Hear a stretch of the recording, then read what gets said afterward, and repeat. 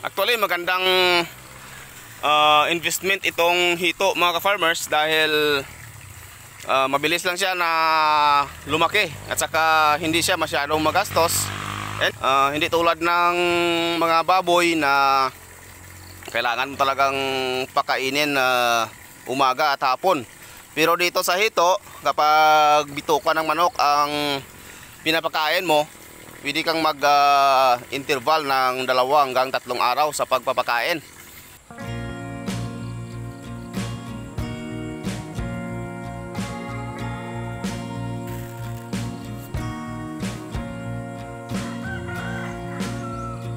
Mga ka-farmers, magandang umaga sa inyo.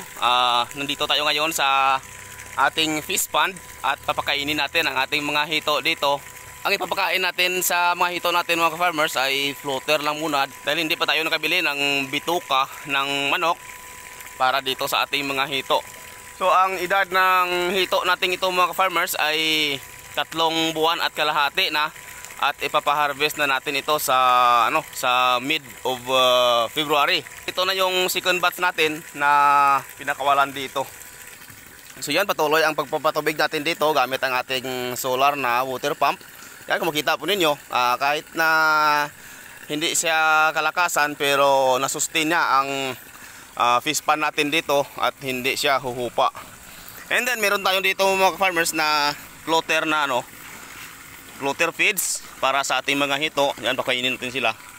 Yan o, tingnan ninyo, hawagisan ko na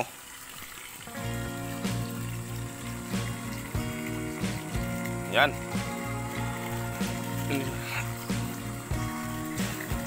Yung iba nandun sa dulo. Yan. Nagsilabasan na sila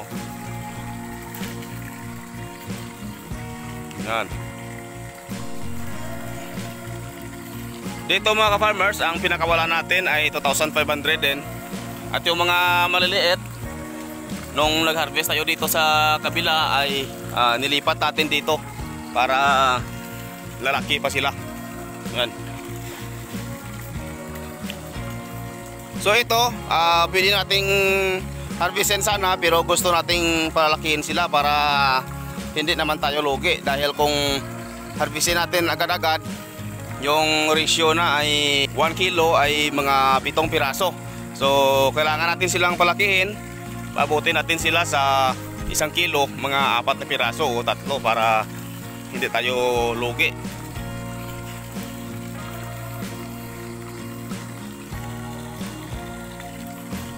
Yun o, malaki na sila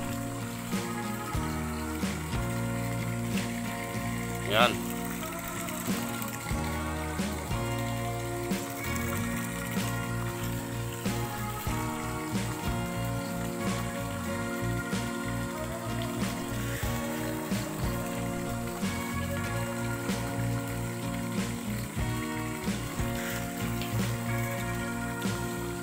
Bale, kung ma-harvest na natin ito mga ka-farmers, ito na ang ating tubo sa puhunan natin dito sa ating fish pond. Dahil yung na-harvest natin dito sa kabila, bawi na yun sa ating nagastos dito. Bale, ito na yung pangalawang batch natin. Ito na ang ating ginansya. Yan. Actually, magandang investment itong hito mga ka-farmers dahil mabilis lang siya na lumaki at saka hindi siya masyadong magastos.